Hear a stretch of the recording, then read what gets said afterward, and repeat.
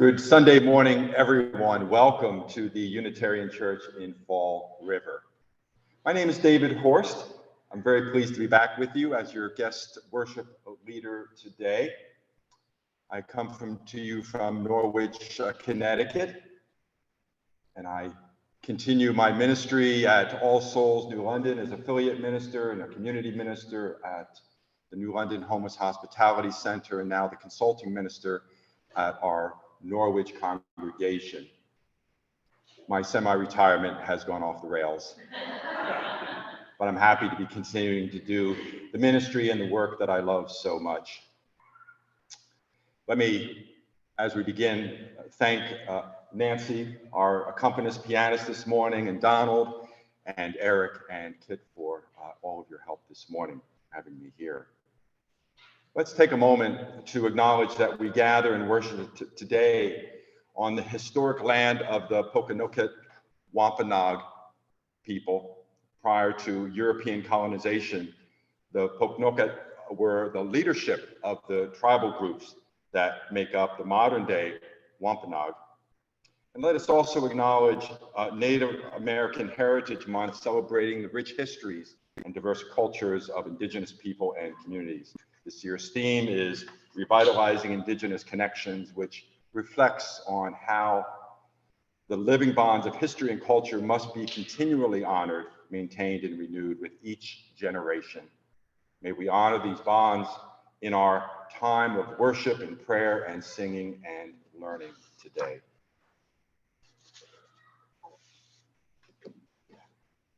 Let us begin our preparations for this Thanksgiving week and Thanksgiving Day with the grand, wonderful old hymn, number 68, Come, Ye Thankful People. Please rise as you are able.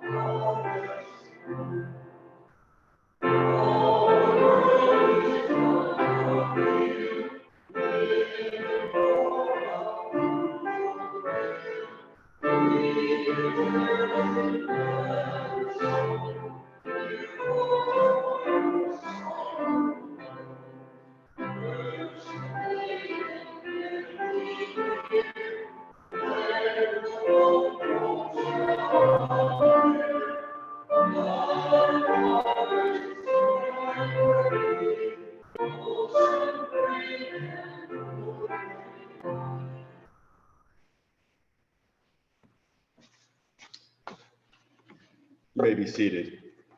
Let us say together now the words of our covenant, number 471. Love is the doctrine of this church. The quest of truth is its sacrament, and service is its prayer. To dwell together in peace, to seek knowledge and freedom, to serve human need, to the end that all souls shall grow into harmony with the divine. Thus do we covenant with each other and with God.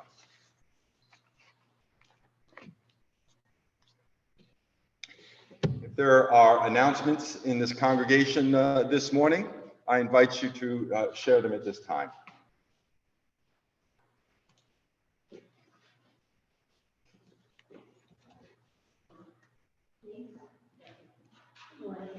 Thank you so much for making the trip to lead our worship service for David. We prepare for this wonderful Thanksgiving holiday.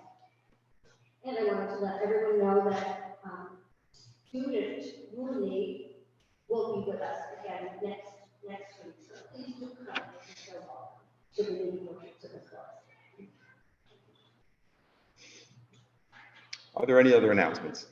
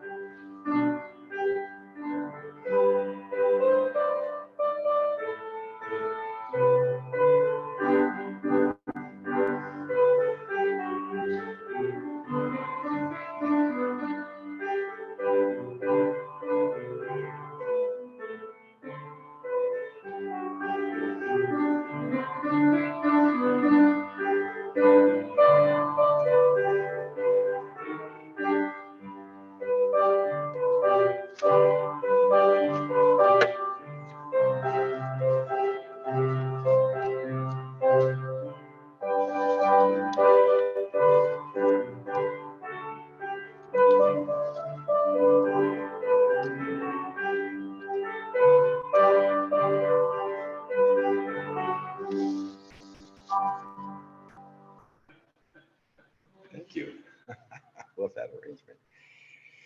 Continuing in the spirit of Native American Heritage Month, let us read together for our invocation words from the Ojibwe people to walk in the sacred way. You'll find the words in your order of worship. Grandfather, look at our brokenness.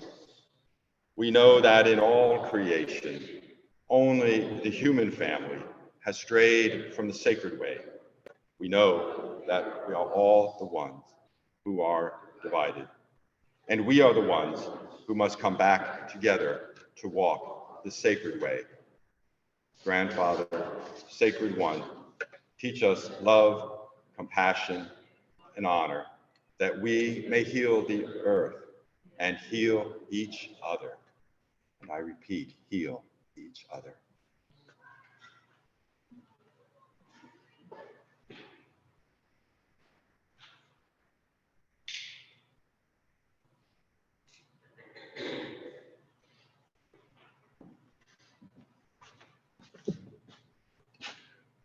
With grateful hearts, we gather for worship, anticipating the joy and feasting of Thanksgiving. We light our chalice, the symbol of our living tradition of this Unitarian Universalist faith, to bring warmth and light to our lives and the life of our nation and our world, all in great need of compassion and understanding, reconciliation, and hope. Let us pray. God of our grateful hearts, may we be blessed with grace and abundance in this time of Thanksgiving.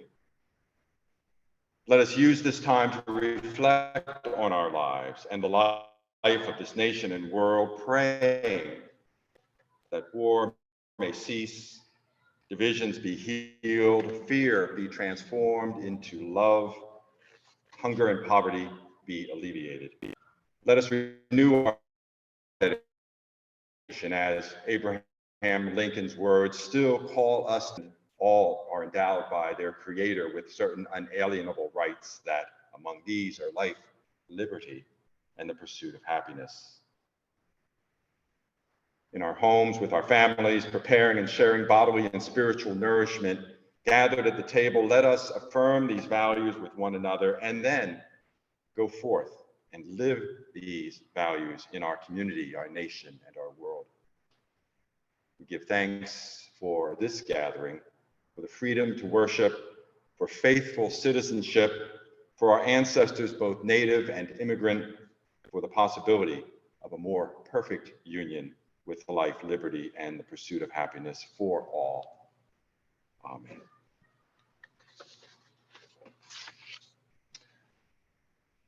Where charity and love are, God is there.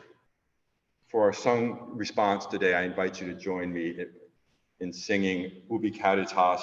You'll find the brief words in the order of worship. I will sing it through once, and then I invite you to join me.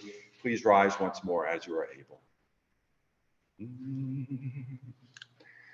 Ubi Caritas, sorry, let's try a little higher. Ubi Caritas et amor. Ubi Caritas, Deus ibi est, join me. Ubi Caritas et amor. Ubi Caritas, Deus ibi est, and again. Ubi Caritas et amor. Ubi Caritas, Deus ibi est. Ubi Caritas et amor.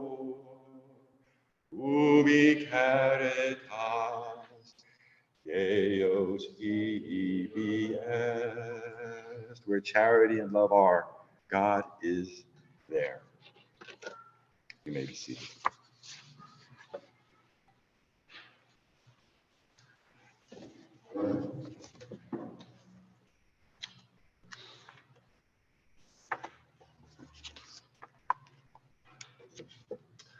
Our reading today is from an eyewitness account from 1621, the harvest celebration. These words were buried in a letter written in the December of that year by the colonist Edward Winslow to a friend in England. And I found these words in a book published by Plymouth Plantation, Giving Thanks, which informed much of my presentation today as well. So Edward Winslow wrote to his friend, "Our harvest being gotten in, our governor sent 4 men on fowling, that so we might after a special manner rejoice together after we had gathered the fruit of our labors. They 4 in one day killed as much fowl as with a little help beside served the company almost a week. At which time, amongst other recreations, we exercised our arms, many of the Indians coming amongst us, and among the rest, their great king, Massasoit, with some 90 men, whom for 3 days we entertained and feasted, and they went out and killed 5 deer, which they brought to the plantation and bestowed on our governor and upon the captain and others. And although it is not always as plentiful as it was at this time with us, yet by the goodness of God, we are so far from want that we often wish you partakers of our plenty."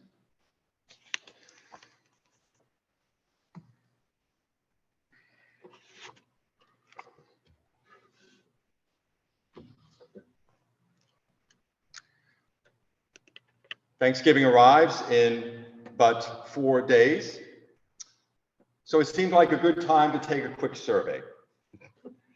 Who here will be cooking the Thanksgiving meal either alone or with some help?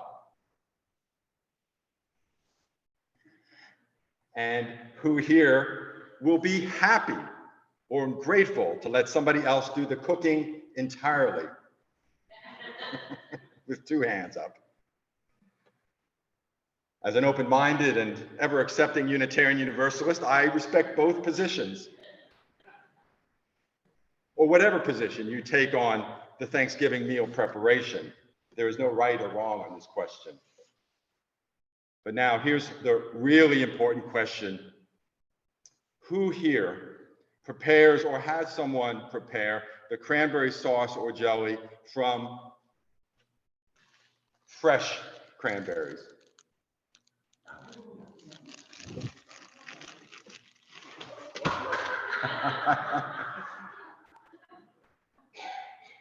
Thank you. Did I hit anything? No, we're good. Oh. And I'll do better with this. And who here eats cranberry jelly or sauce from a can? Right. As a snobbish and somewhat closed-minded foodie who believes that fresh is best, I can only respect those who make homemade cranberry sauce. My friends, there is a right or wrong on the question of cranberry sauce at the Thanksgiving table. And if I have offended those of you who love jellied cranberry sauce from a can plopped unceremoniously on a serving dish, I'm sorry.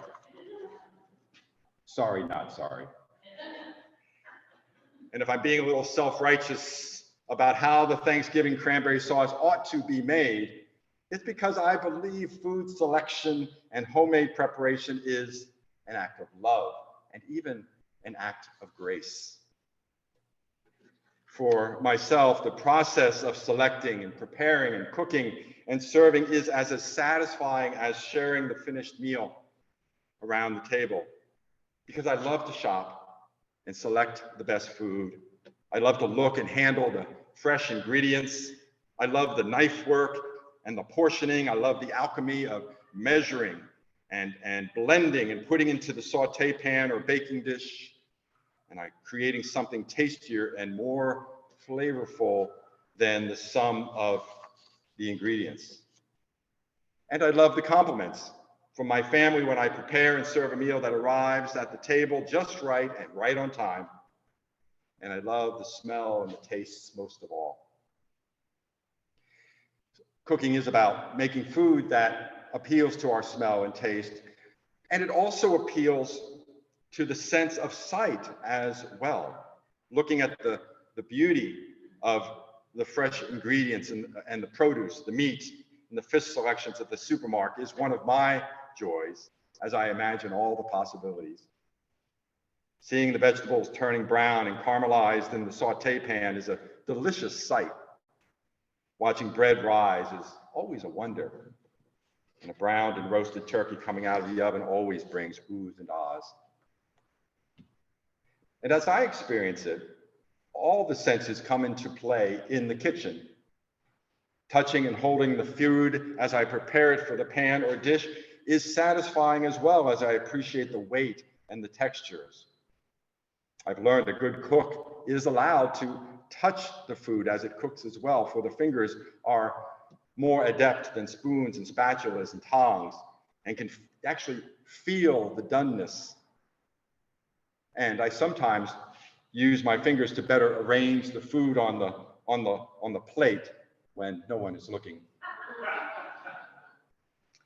Listening to food as it cooks is rewarding too. The sizzle of a juicy steak in the frying pan or on the grill, the joyful bubbling of the pasta pot, the popping of the popcorn, and the hollow sound when you tap a perfectly baked loaf of bread. Smelling and tasting and seeing and touching and listening, the kitchen is alive, and the kitchen brings me alive as I prepare food that nourishes my body and soul and all those gathered around the table.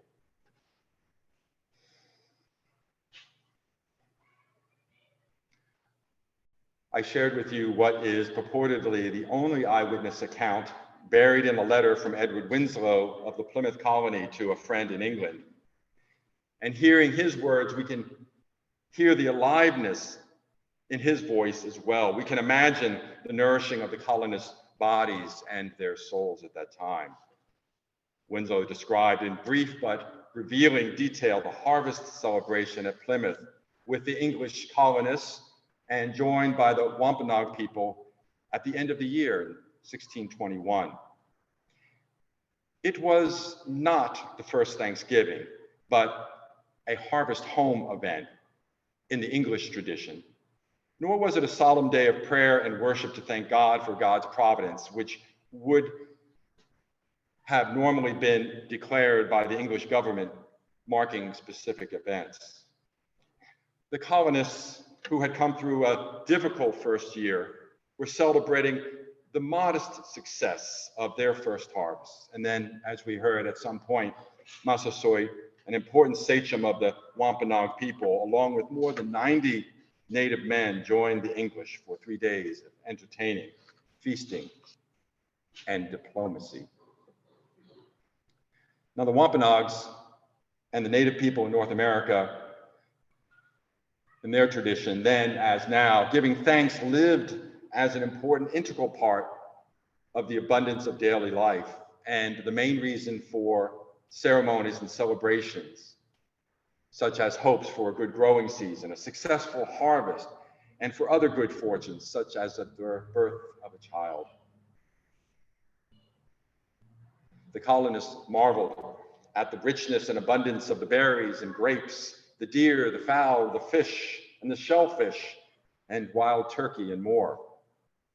And of course, the native people were well aware of the abundance of food and always acknowledged and gave thanks for the lives of the plants and animals that sustained them. The Pilgrims' feasting, of course, differed greatly from ours in the way we have mythologized the 1621 gathering. And we can only know for sure that spit roasted deer and waterfowl were on the menu. Perhaps a wild turkey, which were plentiful in New England at the time, as well as wild unsweetened cranberries and some kind of preparation of corn. Maybe some fish and shellfish, but they were considered a lesser meat. There were likely pumpkins and squashes, but no pumpkin pie or any sort of pie because there were no ovens and little or no sugar could be had. No sweet potatoes or mashed white potatoes either, because potatoes were not grown in the colonial gardens. Edward Winslow, at this moment in the Pilgrims' brief time in the New World, expressed great satisfaction and gratitude for the abundant food, and that he wished for those in the Old World that they might be also partakers of our plenty. And this plenty in the hearts and minds of those early colonists came from God, the creator of all things.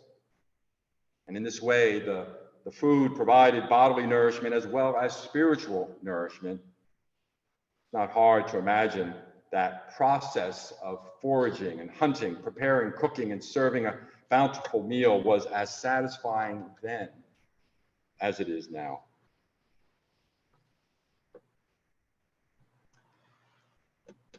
In contemporary Western culture, most families generally do not cook and eat over multiple days, although in some families, Thanksgiving and Christmas feasting might last more than a day or so. We simply don't have the time or the attention to give to gathering and feasting. We just don't have the desire to spend hours in the kitchen preparing multi-course meals. We hear constantly food advertisements online and on television promoting fast meal preparation and with few ingredients. And supermarkets invite us to have someone else do our food shopping so we can quickly pick up our groceries and at the store or have them delivered. And much of that food is already prepared, and much of that prepared food is, in my foodie snobbish opinion, neither tasty nor healthful. As someone for whom menu planning and food shopping and cooking and serving are a passion and a great joy, none of these appeals for fast, simple grocery buying and meal preparation are convincing. And I know many folks here maybe perhaps find shopping and cooking a chore. It is not for me to say how anyone should spend their time and what things others find satisfying in their lives, but I do want to invite you to consider or reconsider, especially during the time of Thanksgiving, the grace of planning a meal and selecting food and spending time in the kitchen and serving friends and family at the table. We say grace at the beginning of the meal, but grace is present every step along the way to that moment when we begin eating and sharing the goodness, the nourishment, spiritual and bodily nourishment of the food. Grace. Grace has multiple meanings. Grace is elegance or refinement in our actions. Grace is the goodwill we extend to others. Grace is, in its Christian meaning, a spontaneous gift from God to us, generous and free, unexpected, and sometimes undeserved. Meal planning and food shopping and preparation and meal serving are all these things. Grace is the way we speak and act, what we give, how we receive. Grace is a sacred gift in all of its giving and its receiving. I have felt moments of grace in my passion for planning, cooking, and serving meals. I recall hosting Thanksgiving dinner with my spouse and family for 9 in our home last year. We planned the menu together with perhaps too many dishes. I made multiple trips to the supermarket. We selected the wine. My spouse did the table setting and centerpiece. And in the kitchen, with hours of time on Thanksgiving Day and a steady flow of wine and good music, members of the family, cooking crew, prepped and arranged ingredients for the various side dishes and desserts in their designated work areas. We cleaned pots and dishes as the preparation progressed, and we kept a close eye and temperature check on the roasting chicken. At moments, the whole process just flowed and grace was abundant. The timing of the turkey and the side dishes was not perfect, but pretty good. Everything landed on the table more or less at the same time. The 9 of us gathered around, shared gratitudes with each other, and we began our feasting and our drinking, and the homemade, lovingly prepared cranberry sauce was as popular as always. The Thanksgiving feast and holiday we celebrate today is made of history and myth, nostalgia and hope, patriotic display and gastronomic ritual. And in this way, Thanksgiving is our annual nationwide communion service and very much a part of our civil religion of shared values and symbols and rituals and ceremonies. The sacred and the secular meet for dinner at Thanksgiving time. We recall the original harvest home event of the colonists and native peoples and how the holiday grew and evolved since 1789, when President George Washington issued a proclamation for, quote, a day of public thanksgiving and prayer, unquote. And later, in 1863, when President Abraham Lincoln encouraged Americans to recognize the last day of November as a day of Thanksgiving. The history and myth of Thanksgiving continues to unfold in our nation and in our homes, especially now in these perilous and anxious times, where we give thanks not only for the blessings we have received, but in spite of the challenges we face. Every Thanksgiving, I recall and sometimes recite the memorable closing line from a marvelous children's book entitled The Secret of Giving Thanks by Douglas Wood. The book concludes with these words: We don't give thanks because we are happy. We are happy because we give thanks. It's actually no secret. You and I and our families give Thanksgiving our own meaning and traditions and our own mythology as well. Simple things are meaningful things. The shared effort of preparing the meal, the careful setting of the table, the ritualistic food on the menu every year, the presentation of the turkey, the sharing of gratitudes and the serving and passing of the dishes. And you and your family and loved ones, you may have your own simple but meaningful rituals as well. So let us create and sustain our own traditions. Let us give thanks for food and life, each in our own way. Let us give and receive the grace of abundant food and love, family, and loved ones. May your and my Thanksgiving be filled not only with gratitude, but with grace. Grace at the market, in the kitchen, around the table, smelling and tasting and seeing and touching and hearing the abundance we are given, finding happiness in our thankfulness. May we all be partakers in our plenty. Amen.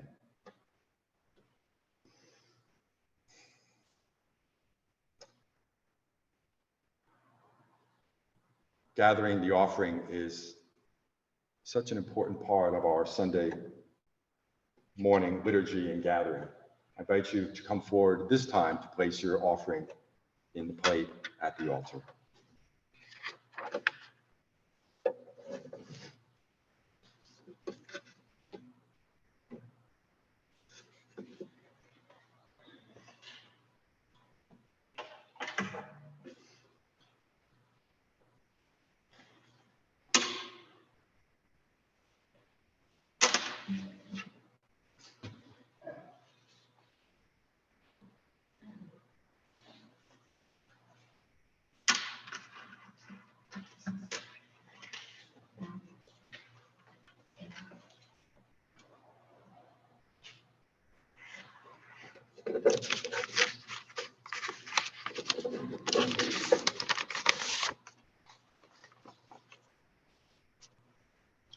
One of my rituals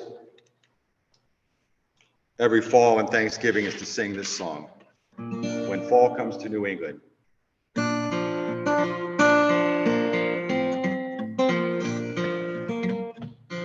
When fall comes to New England and the sun slants in so fine,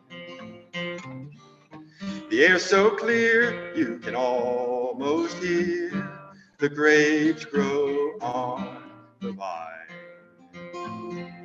The nights are sharp with starlight and the days are cool and clean. And in the cool sky overhead, the northern geese fly south instead, and leaves are Irish setter red. When fall comes to New England,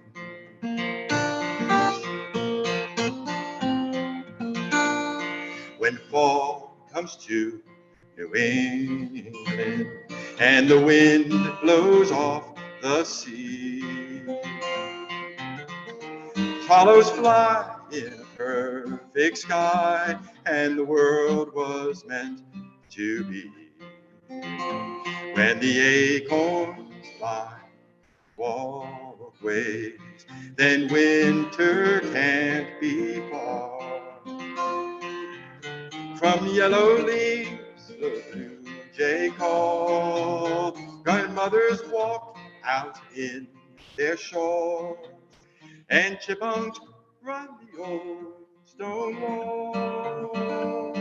When fall comes to New England,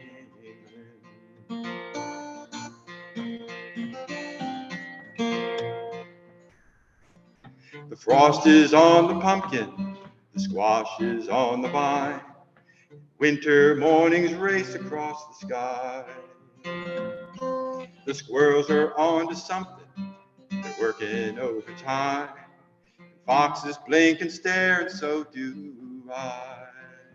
'Cause when fall comes to New England, oh, I can't turn away. From fading light on flying wings, the late goodbyes the robin sings, and then another thousand things.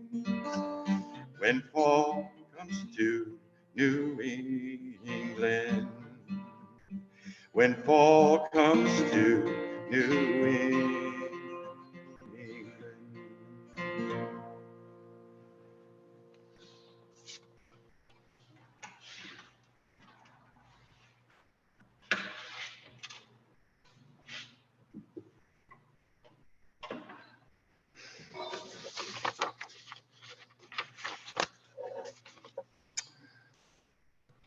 You are invited now to share your joys and concerns with those gathered here in this beloved community, faithful friends, loving companions, walking together on this journey of faith and life.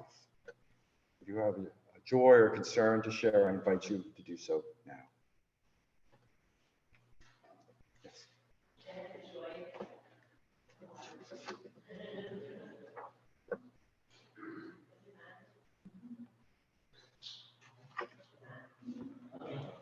So my joy is with Thanksgiving, or I have a lot of, they having a great time in our house for the first time ever. And she's just started to eat, and so both was giving instructions for provide sweet potato and so to her first food. So a joyful shopping trip. Nice, thank you. Great joy.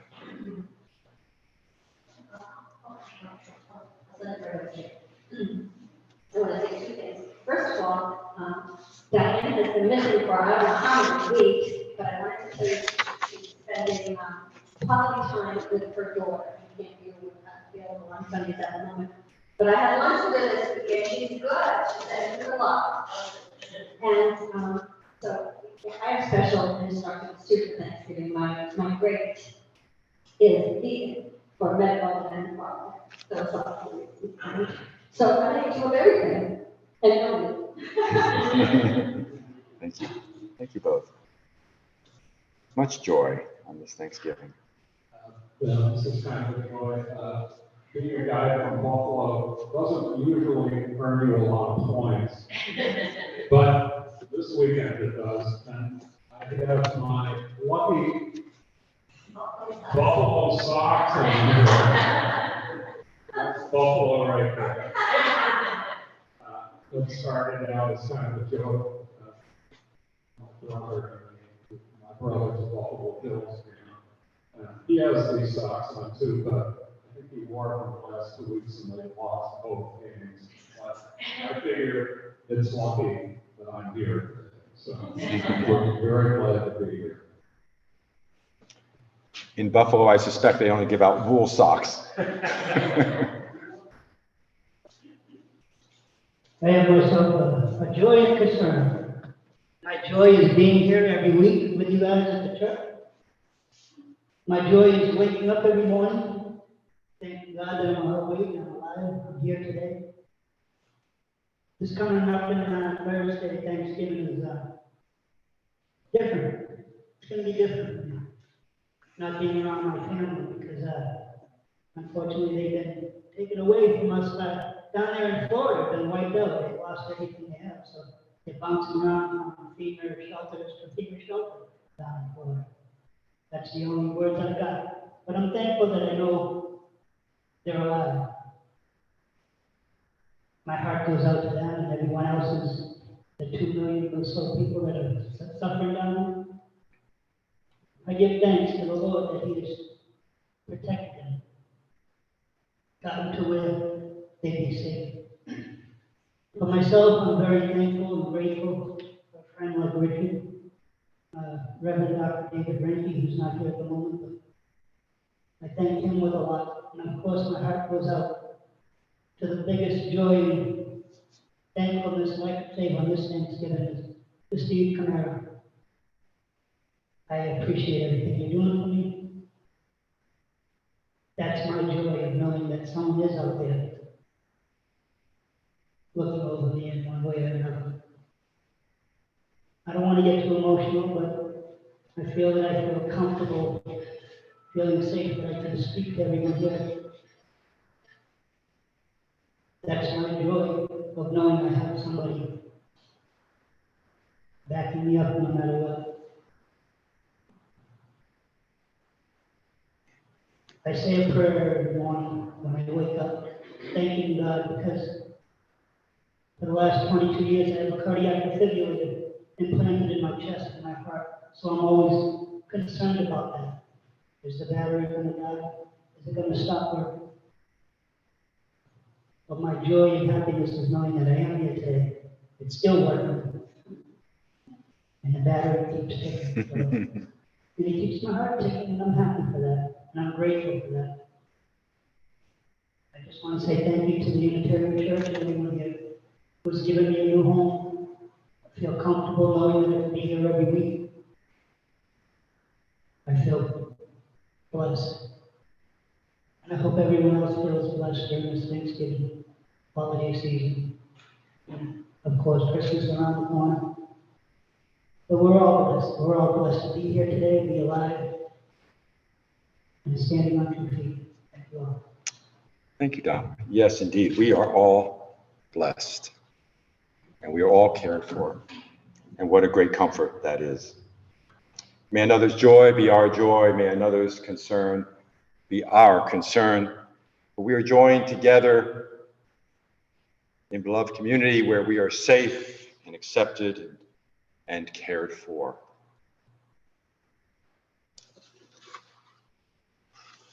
Let us conclude our service by singing together another marvelous Thanksgiving hymn, number 69. Give thanks. Please rise as you are able.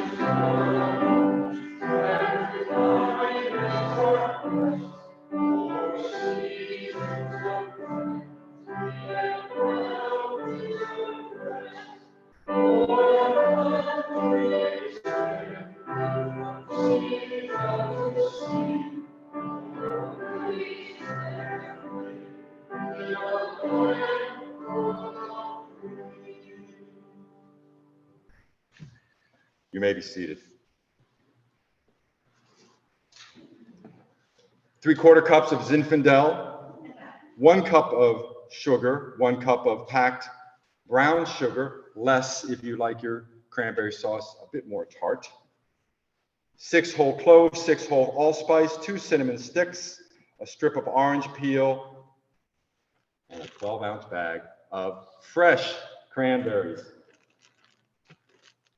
Find all the ingredients except the cranberries in a medium saucepan. Boil to a medium-high heat, stirring until the sugar dissolves and reduce. Strain the syrup, then add the cranberries and cook over medium heat until the berries burst, about 6 minutes. Then cool them and transfer to a medium bowl. Cover and refrigerate it. Refrigerate, it's the perfect make-ahead dish.